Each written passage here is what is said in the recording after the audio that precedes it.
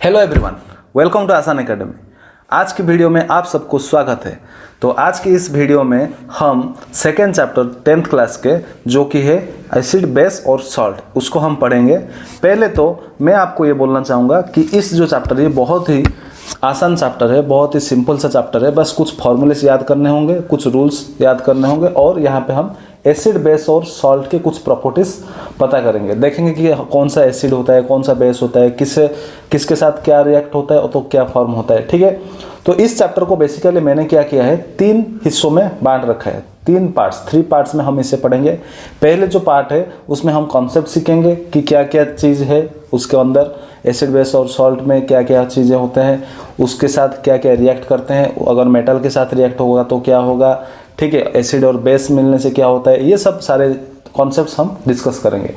दूसरे पार्ट में हम थोड़ा आगे बढ़ेंगे और तीसरे पार्ट में हम इसे कंप्लीट कर लेंगे। ठीक है, उससे पहले मैं आपको ये बताना चाहूँगा कि बहुत सारे स्टूडेंट्स ऐसे होते हैं जिनके मन में ये डर रहता है कि साइंस बहुत ही डिफिकल्ट सब्जेक्ट होता है बोर्ड एग्जाम में मार्क्स स्कोर करने के लिए। लेकिन मैं दोस्तों आप सबको ये यकीन दिलाता हूँ कि आप अगर मेरे बोली हुई 3 चीज़ें अगर आप फॉलो करते हो तो गारंटी के साथ 100% गारंटी के साथ मैं आपको ये यकीन दिला सकता हूँ कि आप 80 में से 80 स्कोर कर सकते हो। ठीक है, जानना चाहते हो वो 3 क्या चीज़ें होती है?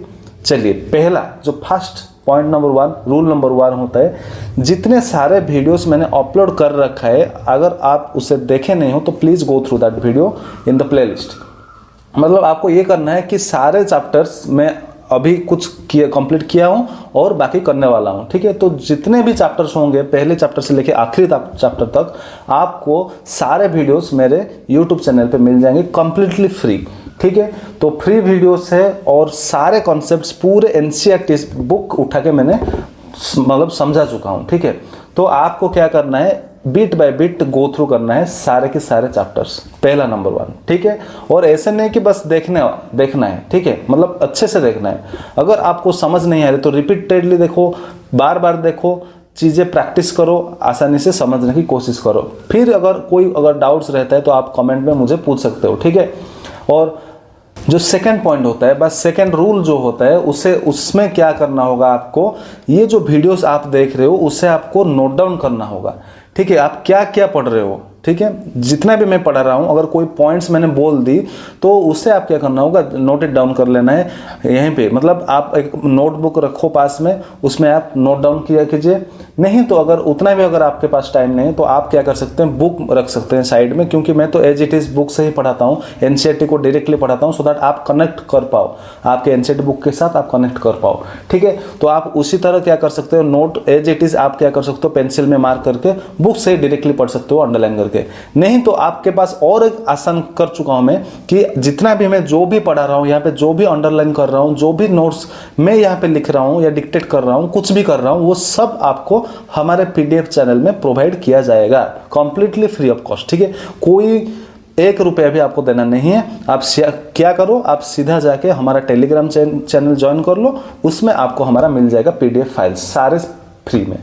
ठीक है, तो आपका सेकंड पॉइंट क्या है, आपको क्या करना होगा, अच्छे से पढ़ना होगा, बार बार क्या करना होगा, उसको रिवाइज करना होगा जो आप नोट डाउन कर चुके होंगे, या फिर हमारे टेलीग्राम से पीडीएफ लेके आप पढ़ सकते हो। ठीक है, उसको आपको बार बार रिवाइज करना है।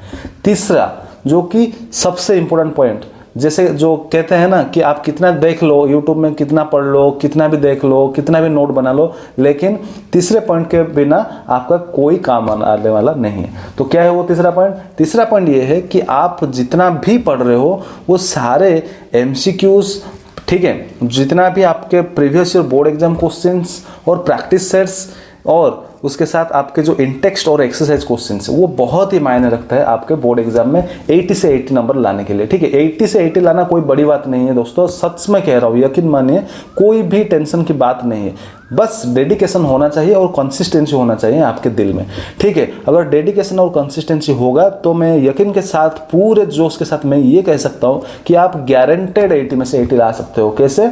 एक तो पहले अच्छे से आपको, क्योंकि देखिए एनसीईआरटी में में जितना भी कोर्स कंटेंट अवेलेबल होता है उसमें से ही आपके क्वेश्चंस आएंगे, सारे क्वेश्चंस उसमें से आएंगे। जो फिजिक्स पार्ट होता है जैसे कि लाइट हो गया आपका एक चैप्टर और इलेक्ट्रिसिटी हो गया, थोड़ा सा इधर उधर क्वेश्चन आ सकते हैं, लेकिन कॉन्सेप्ट सारे आपके एनसीईआरटी से ही होंगे, बस क्वेश्चन थोड़ा सा मॉडिफाई हो सकता है। जो कि आप अगर मेरे चैनल देख रहे होंगे तो आप इतना मैं आपको एश्योरेंस दे सकता हूं कि आप गारंटेड वो जो 2 चैप्टर है ना उसमें आप मास्टरी हासिल कर लोगे, ठीक है। तो इसलिए मैं कह रहा हूं कि जितना भी मैंने 3 जो पॉइंट आपको बताया, पहला 2 तो आसान है, तीसरा जो पॉइंट है उसके भी मैं वीडियो लेकर आऊँगा बाद में कि कितना एमसीक्यूज, कुछ प्रैक्टिस सेट्स लेके आऊँगा, कुछ क्वेश्चंस बनाऊँगा, यहाँ पे कुछ डिस्कस करेंगे, मैं आपको कुछ होमवर्क दूंगा, ठीक है। ऐसे करते करते हम इतना मास्टरी कर लेंगे कि 80 में से 80 हम आराम से ले आएंगे बोर्ड एग्जाम में, ठीक है।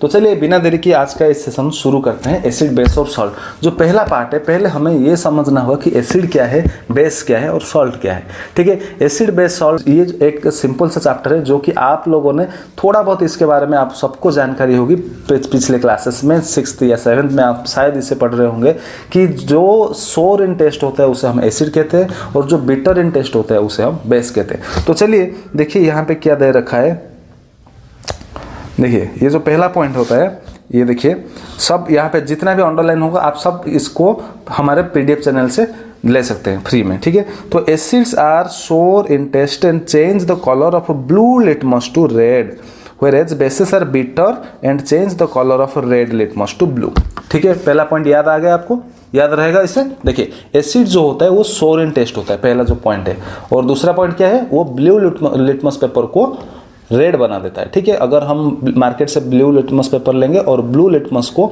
अगर हम एसिड में डाल देते हैं, एसिड जैसे कि एग्जांपल हम लेमन ले सकते हैं, साइट्रिक एसिड होता है उसमें, तो लेमन जूस में क्या करेंगे हम, अगर ब्लू लिटमस पेपर डाल देते हैं उसके अंदर तो हमें क्या दिखाई देगा, वो ब्लू जो कलर होता है वो चेंज हो जाएगा रेड पे, ठीक है। ठीक उसी तरह अगर बेस हम देखते हैं, बेस क्या होता है, बेस क्या करता है, रेड लिटमस पेपर को ब्लू में कन्वर्ट कर देता है और वो बिटर इन टेस्ट होता है। समझ में आ गया डिफरेंस बिटवीन एसिड और बेस। चलिए आगे देखते हैं। Litmus is a natural indicator, turmeric is another such indicator. Have you noticed that a stain of curry on a white cloth becomes reddish brown when soap, which is basic in nature, is scrubbed on it? It turns yellow again when the cloth is washed with the plenty of water. You can also use synthetic indicators such as methyl orange and phenolphthalein to test for acids and bases. देखिए यहाँ पे उतना important कुछ है नहीं, लेकिन एक चीज़ आपको मार्क करना होगा, लिटमस। लिटमस के बारे में हम पढ़ेंगे, थोड़ी नीचे आपको मिल जाएगा, पढ़ेंगे अभी। लिटमस जो होता है वो एक होता है नेचुरल इंडिकेटर। टर्मरिक जो हल्दी होता है वो भी आपके नेचुरल इंडिकेटर होता है। तो बोर्ड एग्जाम में ये क्वेश्चन आ सकता है कि आप क्या करो, 2 एग्जाम्पल्स दे दो नेचुरल इंडिकेटर्स की, 2 एग्जाम्पल्स दे दो सिंथेटिक इंडिकेटर्स की। सिंथेटिक मतलब जो कि हमने बनाया है, नेचुरल मतलब जो कि ऑलरेडी प्रेजेंट है, ठीक है। आर्टिफिशियली जो बनाया जाता है उसे सिंथेटिक कहते हैं, ठीक है। तो सिंथेटिक अगर क्वेश्चन में आता है तो एग्जाम्पल क्या दोगे आप, देखिए नीचे दे रखा है, एक होता है आपका मिथाइल ऑरेंज और दूसरा होता है फिनोप्थैलिन। ये दोनों हो गए आपके आर्टिफिशियल या फिर सिंथेटिक, ठीक है, सिंथेटिक। और ये जो लिटमस हो गया या फिर टर्मरिक हो गया, ये हो गया आपके नेचुरल इंडिकेटर्स। समझ में आ गया। तो चलिए उसमें क्या होता है, देखिए यहाँ पे एक एग्जांपल दे रखा है, रेडिश ब्राउन कलर में चेंज हो जाएगा। क्या चीज़, अगर आप क्या करते हो, करी के कुछ अगर मतलब जूस अगर कुछ गिर जाता है वाइट क्लोथ्स के ऊपर और हम उसे सोप से अगर धो लेते हैं तो क्या होता है, सोप क्या होता है, सोप एक बिटर मतलब वो एक बेसिक सा चीज़ होता है, ठीक है। उसमें बेसिक नेचर के कंपाउंड रहते हैं। तो वो जो बेसिक नेचर के कंपाउंड होते हैं वो बेसिसिटी के कारण क्या होगा, आपके कलर जो चेंज हो जाएगा, जो हल्दी का कलर था वो क्या येलो से क्या हो जाएगा, वो चेंज हो जाएगा रेडिश ब्राउन कलर पे, ठीक है। उसमें आपका कलर चेंज हो जाएगा, ठीक है। तो ये होता है कलर चेंज के कुछ कॉन्सेप्ट जिसमें हम पता कर सकते हैं कि ये एसिड है या फिर बेस है। ओके, समझ में आ गया। तो चलिए अभी लिटमस के बारे में कुछ पढ़ लेते हैं। देखिए यहाँ पे लिटमस में क्या रखा है, देखिए येलो कलर बॉक्स को आपको इग्नोर नहीं करना है। एनसीईआरटी बुक को आपको थरोली रीड करना है, सही से ढंग से पढ़ना है, बीट बाय बीट अंडरलाइन करके पढ़ना है, क्योंकि जो क्वेश्चंस आएंगे आपके सारे सब एनसीईआरटी के अंदर से ही आएंगे। कोई गाइड से, कोई बाहर इधर उधर की चीज़ें पढ़ना कोई ज़रूरत नहीं है। यकीन मानो दोस्तों, गारंटी के साथ मैं कह सकता हूं कि अगर आप एनसीईआरटी अच्छे से पढ़ रहे होंगे ना, तो गारंटीज में के साथ मैं कह सकता हूं कि आप 80 में से 80 जरूर ला सकोगे, ठीक है। तो आप क्या करो, अच्छे से ढंग से एकदम बारीकी से क्या करो, बीट बाय बीट सही से पढ़ाई करो, ठीक है। एनसीईआरटी सफिशिएंट है आपके लिए।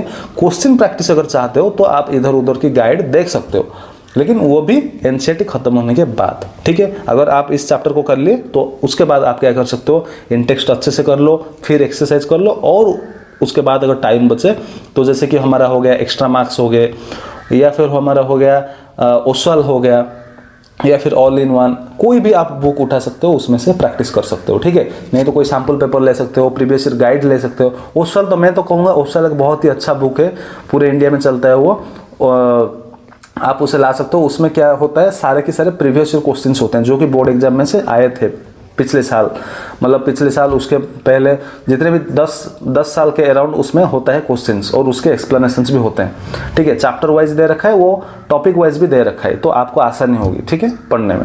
तो आप उसे ले सकते हो। उसमें और भी एक चीज़ होता है कि दिल्ली बोर्ड में क्या आया था, यूपी बोर्ड में कैसे क्वेश्चन आए थे, कंपार्टमेंट जो बच्चे फेल हो जाते हैं उसके बाद जो एग्जाम देते हैं उसमें कैसे क्वेश्चन आते हैं, तो वो सारे के सारे क्वेश्चन उसमें दे रखा है, ठीक है। तो आप उससे आसानी से ले सकते हो, मार्केट से परचेज कर सकते हो, अमेजन में अवेलेबल हो जाएगा, फ्लिपकार्ट में भी अवेलेबल है, ठीक है। तो चलिए आगे बढ़ते हैं। Litmus solution is a purple dye. ये देखिए, ये कलर, आपको कलर याद रखना हो। केमिस्ट्री में आपको हर चीज़ की कलर याद रखना है, जितना आपके एनसीईआरटी में दिया हो। ज़्यादा कलर की याद रखने की कोई ज़रूरत नहीं है, जितना एनसीईआरटी में दे रखा हो उतना आपको याद कर लेना है। क्यों? क्योंकि क्वेश्चन में आपको कुछ कलर मतलब इंडिकेट होगा, आपको उस इंडिकेशन से आपको समझना पड़ेगा कि वो कौन सा कंपाउंड है, ठीक है। समझ में आ गया? तो पर्पल कलर लिटमस का जो सॉल्यूशन होता है, लिटमस का जो प्योर होता है वो होता है purple dye, which is extracted from lichen. तो ये कहाँ से पाया जाता है? लाइकेन से पाया जाता है। ये plant belonging to the division of thallophyta. Thallophyta क्या होता है, ये सब डिटेल आप +2 में पढ़ोगे। अभी के लिए बस ये समझ लो कि ये डिवीजन होता है, जैसे कि स्पेसिस, जेनस, ठीक है। किंगडम में क्या होता है? मोनिरा, प्रोटिस्टा, फंगाई, प्लांटेई, एनिमलिया, ठीक है। ये सब, ये जितना भी टर्म्स में बोल रहा हूँ, ये सब आप डिटेल में पढ़ोगे +2 में। तो अभी के लिए आपको कोई वरी होने की जरूरत नहीं है, ठीक है। तो थैलोफाइटा का ये एक डिवीजन है, छोड़ दीजिए आप। अभी देखिए, and it is commonly used as an indicator when the litmus solution is neither acidic nor basic, its colour is purple. तो जब वो जो फ्री लिटमस होता है, जो ना वो एसिड होता है ना वो बेस होता है, तब उसका कलर क्या होता है? पर्पल हो जाता है, ठीक। उसके बाद there are many other natural materials, red cabbage leaves, turmeric, colored petals of some flowers such as hydrangea, petunia, geranium which indicate the presence of acid or base in a solution। तो यहीं से देखो आपको 4-5 indicators मिल गए। कौन सा? Natural indicators, ठीक है। आर्टिफिशियल इंडिकेटर तो हमने पता कर लिया है कि क्या, देखिए यहाँ पे लिखा है मिथाइल ऑरेंज आपका एक आर्टिफिशियल हो गया इंडिकेटर, फिनोफ्थैलिन हो गया आपका आर्टिफिशियल इंडिकेटर। नेचुरल इंडिकेटर में आपका आ गया लिटमस, दूसरा आ गया हमारा रेड कार्बेज लिव्स, तीसरा हमारा हाइड्रेंजिया, चौथा हमारा पेटूनिया, और उसके बाद 5th पे आपका आ गया जेरानियम, ठीक है। ये 5 इंडिकेटर आप याद रख लो, सो दैट ये आप क्या कर सकते हो, एग्जाम में पुट कर सकते हो, लिख सकते हो एग्जाम में। अगर कोई एग्जाम्पल्स पूछे नेचुरल इंडिकेटर्स के कुछ एग्जाम्पल्स दो, तो आप इसे आसानी से लिख सकते हो। तो चलिए आगे बढ़ते हैं। ये देखिए आपका इंटेक्स्ट क्वेश्चन आ गया। इंटेक्स्ट क्वेश्चन आप सबको अच्छे से पढ़ना है, ठीक है। तो चलिए, understanding the chemical properties of acids and bases, acids and bases in the laboratory. ये एक्टिविटी मैं छोड़ रहा हूँ क्योंकि ये बहुत ही आसान एक्टिविटी है। कोई मतलब कौन सा एसिड है कौन सा बेस है ये चेक करना होता है। कैसे चेक करोगे? आपको इंडिकेटर्स दिया रहेगा, जैसे कि लिटमस पेपर हो गया। आप क्या करो, अगर सपोज आपको दिया गया HCl सॉल्यूशन, HCl सॉल्यूशन क्या होता है? हाइड्रोक्लोरिक एसिड, जो कि आप सबको पता है कि वो एक एसिड होता है। तो उसमें क्या करोगे, अगर आप ब्लू लिटमस डालोगे तो क्या हो जाएगा? वो रेड पे कन्वर्ट हो जाएगा। क्यों? क्योंकि वो एक एसिड है, ठीक है। तो ऐसे करके हमें क्या करना होगा, पता करना होगा कि वो एसिड है या फिर बेस है। चलिए आगे बढ़ते हैं। यहाँ पे देखिए कि इंपॉर्टेंट चीज दे रखा है, there are some substances whose odour मतलब स्मेल, ठीक है। ऑर्डर मतलब स्मेल चेंजेस इन एसिडिक और बेसिक मीडियम। तो वो जो भी सब्सटेंसेस है जो कि स्मेल के थ्रू क्या करते हैं, एसिड और बेस को इंडिकेट करते हैं, उसे हम क्या कहते हैं? Olfactory indicator. क्या कहते हैं? Olfactory indicator. ऑल्फैक्टरी इंडिकेटर का मतलब क्या है? दो substances which can indicate whether it is an acid or base with the help of a change in order। Order मतलब ये होता है स्मेल। तो स्मेल की चेंज होने पे वो क्या कर सकते हैं, बता सकते हैं कि ये एक एसिड होता है या फिर बेस होता है। तो उसे हम क्या मान लेंगे? वो होता है ऑल्फैक्टरी इंडिकेटर। तो एग्जाम्पल क्या लेंगे? एग्जाम्पल देखिए, एग्जाम्पल यहाँ हो गया वैनिला, ऑनियन और क्लोव, ठीक है, ये तीनों एग्जाम्पल आपको याद रखना है, 3 एग्जाम्पल्स, ठीक है। तो एक हो गया वैनिला, दूसरा हो गया ऑनियन और तीसरा हो गया क्लोव। तो ये 3 एग्जाम्पल आपको याद रखना है। ये हो गया किसका एग्जाम्पल? ऑल्फैक्टरी इंडिकेटर्स का एग्जाम्पल, ठीक है। चलिए, how do acids and bases react with metals?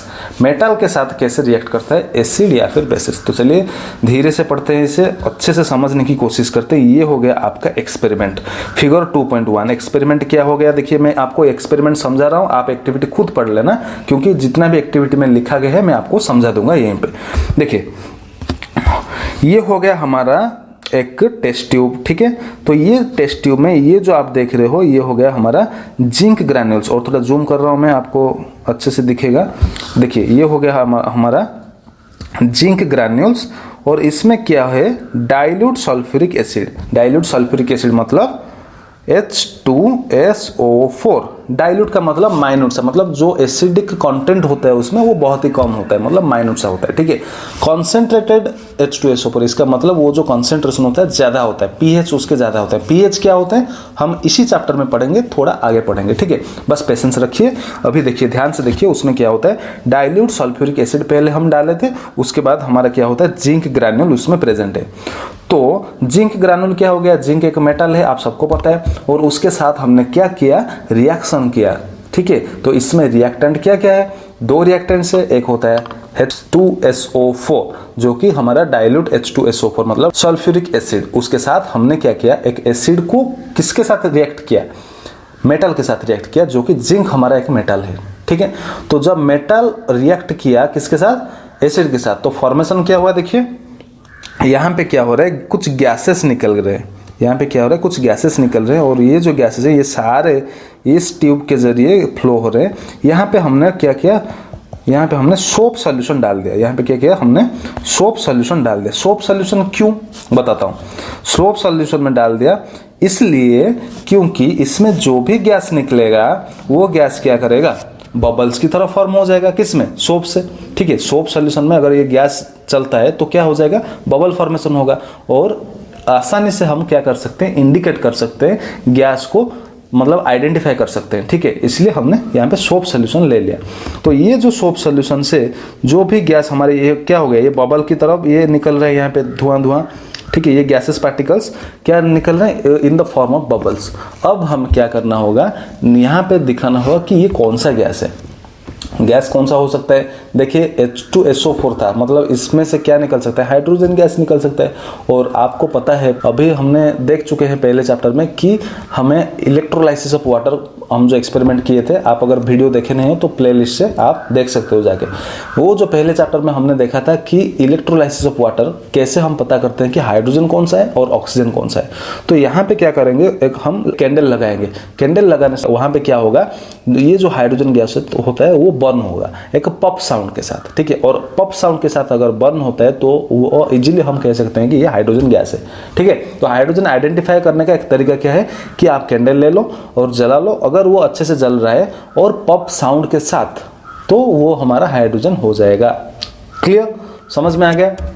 चलिए, तो इस रिएक्शन से हमें ये पता चला कि क्या होता है। यहाँ पे देखिए, एसिड जब रिएक्ट करता है किसके साथ? मेटल के साथ। एसिड जब रिएक्ट करता है मेटल के साथ तो क्या फॉर्म होता है? सॉल्ट फॉर्म होता है, और उसके साथ हाइड्रोजन गैस रिलीज हो जाता है, ठीक है। हाइड्रोजन गैस निकलता है। तो इसमें क्या हो जाएगा? हमारे रिएक्शन यहाँ पे लिख लेता हूँ मैं। एसिड, यहाँ पे एसिड क्या था? H2SO4 प्लस इसके साथ हमने क्या रिएक्ट किया? मेटल, कौन सा? जिंक। तो क्या फॉर्मेशन हुआ? प्रोडक्ट क्या फॉर्मेशन हुआ? क्या फॉर्मेशन हुआ? ZnSO4, zinc sulphate. ZnSO4 ये हो गया हमारा सॉल्ट। उसके साथ ही क्या फॉर्मेशन हो गया? हाइड्रोजन गैस, ठीक है। हाइड्रोजन गैस, ठीक है।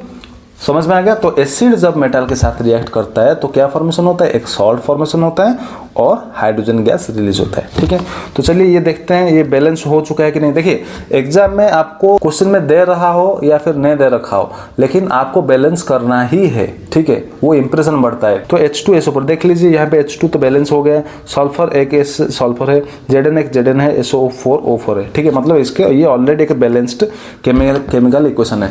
अगर आपको बैलेंसिंग नहीं पता है तो पहले चैप्टर में मैंने समझा चुका हूँ कि बैलेंसिंग कैसे करते हैं आसान तरीके से, तो आप जाके वहाँ देख सकते हो वीडियो में। ठीक है, तो यहाँ पे देखिए जैसे क्या किया हमने, एसिड के साथ मेटल को रिएक्ट किया, ठीक उसी तरह हम क्या करेंगे, बेस को साथ रिएक्ट करेंगे मेटल को। ठीक है, मेटल प्लस एसिड किया पहले, अभी हम क्या करेंगे, मेटल प्लस बेस।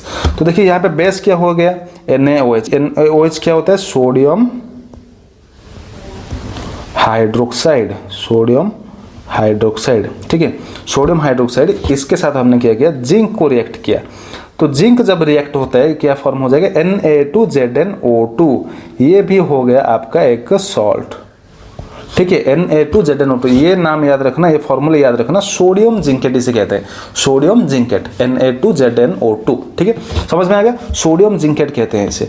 उसके साथ क्या रिलीज हो रहा है, यहाँ पे हाइड्रोजन गैस रिलीज हो रहा है। ठीक है, हाइड्रोजन गैस रिलीज होगा, उसके साथ एक सॉल्ट रिलीज होगा। आप चाहे एसिड के साथ मेटल को रिएक्ट करो या फिर बेसिस के साथ मेटल को रिएक्ट करो, मतलब ये स्ट्रक्चर आपको याद रखना होगा, क्योंकि क्वेश्चन में ऐसा नहीं कि आपको एज इट इज दिया रहेगा, ऐसा नहीं होगा। क्वेश्चन में हो सकता है कि आपको NaOH के बदले कुछ और बेसिस दिया रहा हो, ठीक है, दे दिया गया हो। ठीक है, या फिर मतलब एसिड आपको H2SO4 के बदले HCl दे रखा हो, HNO3 दे रखा है। HNO3 क्या है, कमेंट सेक्शन में बताओ, जल्दी बताओ, HNO3 क्या होता है, कौन सा एसिड है ये, कमेंट सेक्शन में बताओ। ठीक है, चलिए आगे देखते हैं। How do metal carbonates and metal hydrogen carbonates react with water. चलिए बेटा, आपको समझ में आ रहा है ना, अगर समझ में आ रहा है तो प्लीज़ आप दूसरों के साथ शेयर कर दीजिए, सो दैट दूसरे भी इसे समझ सके अच्छे से, और लाइक भी कर दो, ताकि मुझे भी पता चले कि हाँ बच्चे समझ रहे हैं, बच्चे का कुछ फायदा हो रहा है ये वीडियो से। ठीक है, चलिए, how do metal carbonate and metal hydrocarbonates react with acid. Metal carbonate और मेटल हाइड्रोजन कार्बोनेट कैसे रिएक्ट करता है एसिड के साथ।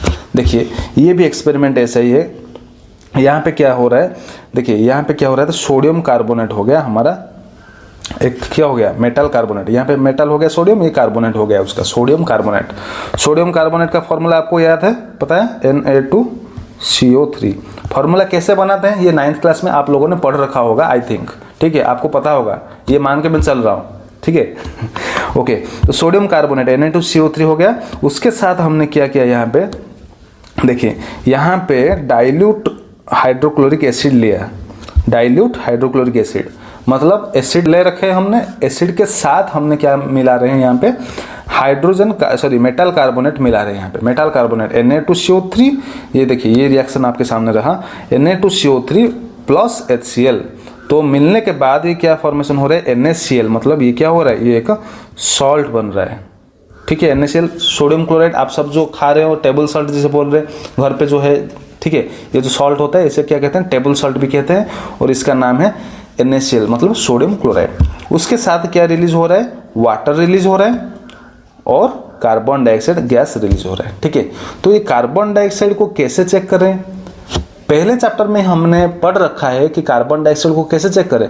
अगर कार्बन डाइऑक्साइड जो हमने पढ़ा था, एग्जाम्पल मैं आपको दिया था कि वॉल पे कुछ देर बाद क्या होता है, पूरा चमकने लगता है वॉल्स। ठीक है, वॉल्स क्या होता है, पूरा चमकने लगता है, मतलब वो जो कलर होता है ना पूरा वाइट दिखता है, वाइट गैजलिंग दिखता है पूरा। क्यों, क्योंकि वो जो कार्बन डाइऑक्साइड होता है वो क्या करता है, एब्जॉर्ब हो जाता है कैल्शियम हाइड्रोक्साइड के साथ। ठीक है, देखिए यहाँ पे देखिए, ये एक्सपेरिमेंट आपको समझा रहा हूँ। यहाँ पे क्या हुआ, देखिए यहाँ पे क्या हुआ, हाइड्रोक्लोरिक एसिड के साथ सोडियम कार्बोनेट रिएक्ट किया, उसके वजह से क्या हुआ, अभी हमने देखा कि एक सॉल्ट निकल रहा है, उसके साथ वाटर निकल रहा है। वाटर तो एज इट इज हो जाएगा, रह जाएगा। देखिए यहाँ पे वाटर किस फॉर्म में आ रहा है, लिक्विड के फॉर्म में आ रहा है। ठीक है, मतलब उसमें हो जाएगा, रह जाएगा वो liquid, in the form of liquid निकल रहा है, कौन सा, वाटर। उसके साथ क्या निकल रहा है, यहाँ पे कार्बन डाइऑक्साइड निकल रहा है। तो कार्बन डाइऑक्साइड है कि नहीं कैसे पता करें, तो चलिए उसके साथ क्या करें, एक एक्सपेरिमेंट करिए। तो क्या करते हैं, यहाँ पे देखिए ये एक ट्यूब लेके यहाँ पे डाल देते हैं, ये जो गैस आएगा, कार्बन डाइऑक्साइड जो गैस होगा वो क्या करेगा, इसके अंदर आ जाएगा। इस ट्यूब में हमने क्या लिया है, ये जो ट्यूब जो है इसमें हमने क्या किया है, कैल्शियम हाइड्रोक्साइड सॉल्यूशन ले रखे हैं। कैल्शियम हाइड्रोक्साइड सॉल्यूशन क्यों लिया हमने, क्योंकि हमें ये पता है, पहले चैप्टर में हमने पढ़ चुके हैं कि अगर कैल्शियम हाइड्रोक्साइड के साथ कार्बन डाइऑक्साइड रिएक्ट करता है, कैल्शियम हाइड्रोक्साइड के साथ कार्बन डाइऑक्साइड अगर रिएक्ट करता है तो कैल्शियम कार्बोनेट फॉर्म होता है, जो कि एक वाइट प्रेसिपिटेट सब्सटेंस होता है। ठीक है, तो वाइट दिखेगा, इसलिए तो वॉल्स जो हमने पहले तो पेंट कर देते हैं, लेकिन पेंट करने के तुरंत ही हमें वाइट नहीं दिखती।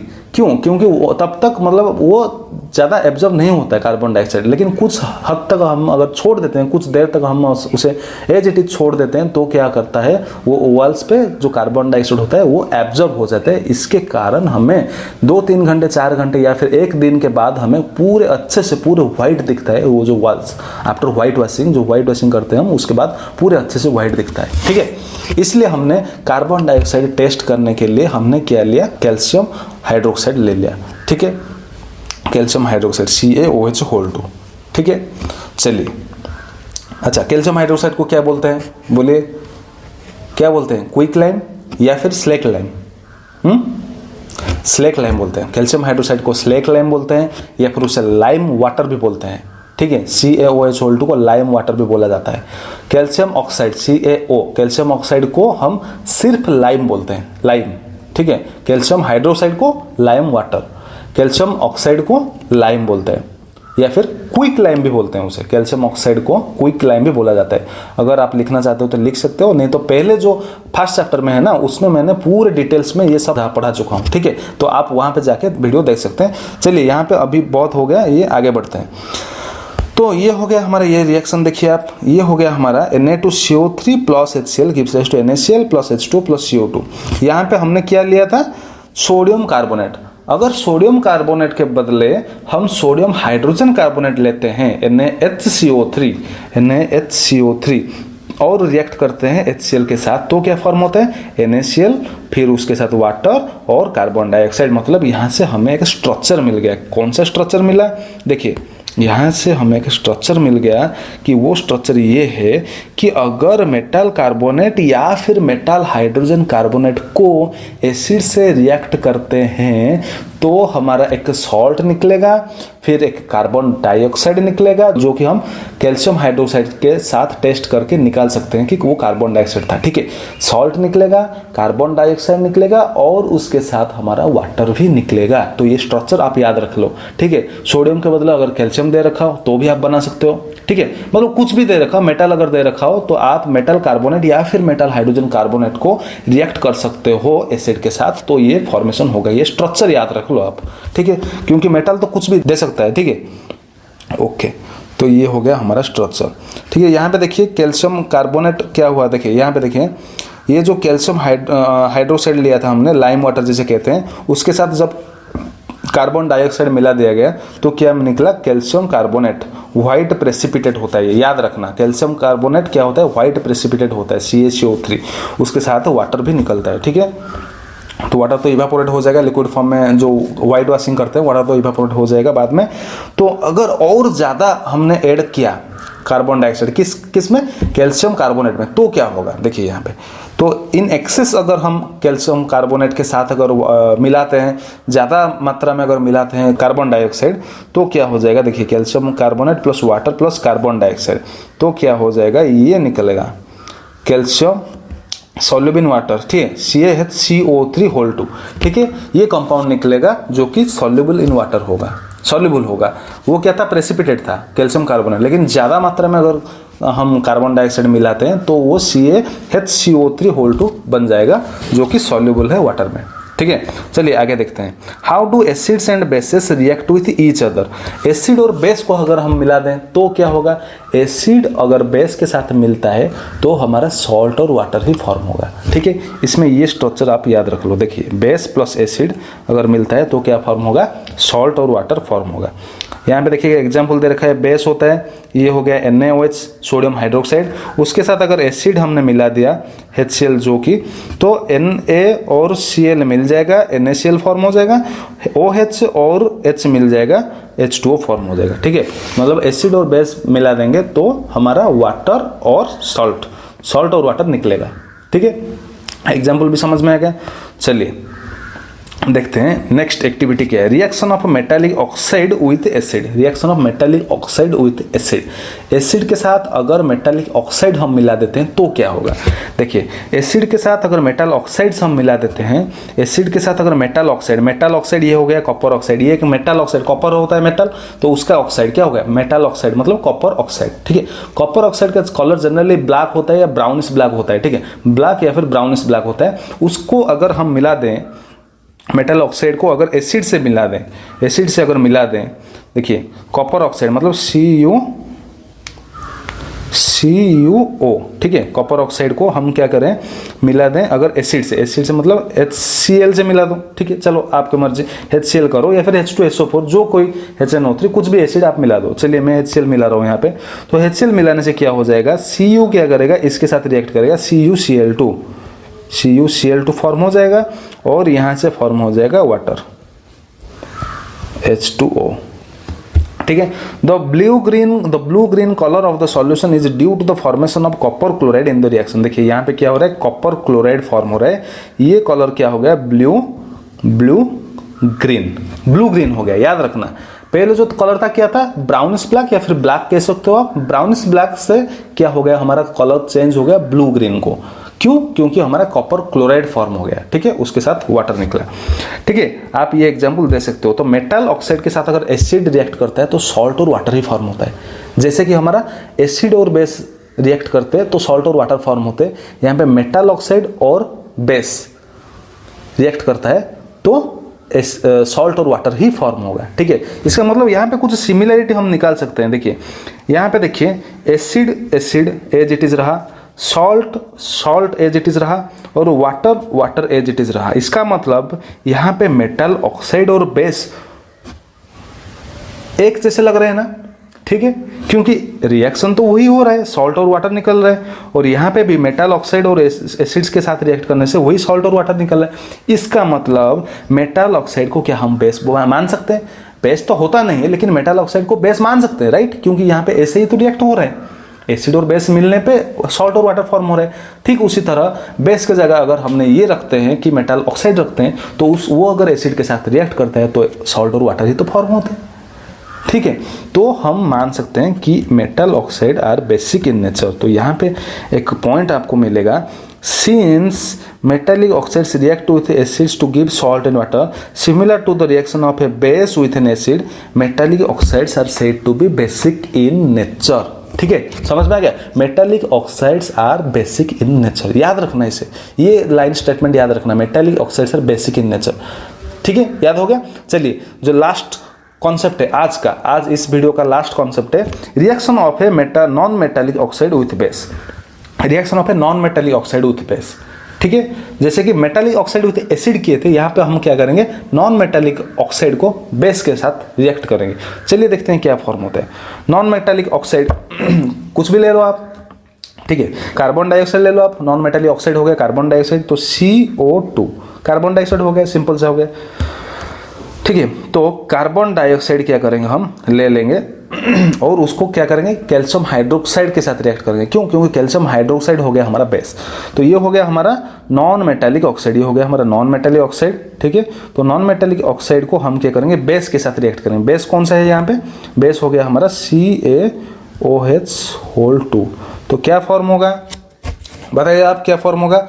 देखिए क्या हो रहा है यहाँ पे, हमारा क्या फॉर्म होगा, सॉल्ट और वाटर फॉर्म होगा। तो सॉल्ट क्या हो गया यहाँ पे, CaCO3। अभी तो देखे थे ना, अभी देखे थे ये रिएक्शन, तो अभी हमने किया था, कार्बन डाइऑक्साइड को कैल्शियम हाइड्रोक्साइड के साथ रिएक्ट किया था। ठीक है, जो व्हाइट प्रेसिपिटेट फॉर्म हुआ था क्या था वो, calcium carbonate plus water release होगा यहाँ पे। ठीक है, कैल्शियम कार्बोनेट और वाटर, तो ये हो गया हमारा सॉल्ट और ये हो गया वाटर। ठीक है, इसका मतलब ये था बेस। सेम फंडा यहाँ पे भी लगेगा। देखिए ये हमने पढ़ा था, एसिड और बेस मिलते तो सॉल्ट और वाटर फॉर्म होते। तो यहाँ पे ये एसिड की तरह एक्ट किया। ये एसिड तो है नहीं लेकिन एक एसिड की तरह एक्ट कर रहा है। ठीक है, तो कार्बन डाइऑक्साइड एक एसिड की तरह एक्ट कर रहा है, तो ये हो गया हमारा एसिडिक इन नेचर। ठीक है, तो जब नॉन मेटालिक, देखिए यहाँ पे carbon calcium hydroxide which is a base reacts with carbon dioxide to produce a salt and water. Since this is similar to the reaction between a base and an acid we can conclude that non metallic oxides are acidic in nature. Non metallic oxides are acidic in nature. ठीक है, confusion होने की कोई परेशानी नहीं है। Metallic oxides are basic in nature, non metallic oxides are acidic in nature. बस ये दो चीज़ें आपको याद रखनी है। और याद भी क्या रखना है यार, ये तो आपने पढ़ लिया अभी, acid plus base gives rise to salt plus water. अगर आप क्या करते हो, एसिड के जगह अगर आप इसमें ये रख देते हो नॉन मेटालिक ऑक्साइड, तो हो जाएगा रिएक्शन, तो non metallic oxides are acidic in nature. Base की जगह अगर आप रख देते हो मेटालिक ऑक्साइड्स, तो metallic oxides are basic in nature. खत्म बात। ठीक है, तो अगर आपको ये वीडियो अच्छा लगा तो दूसरों के साथ शेयर कीजिए, सब्सक्राइब कीजिए, लाइक कीजिए और हमारे टेलीग्राम चैनल पे ज्वाइन कीजिए, so that you will be getting free PDFs as well. ठीक है, तो आज के लिए यहीं रखते हैं, खत्म, टाटा, बाय बाय।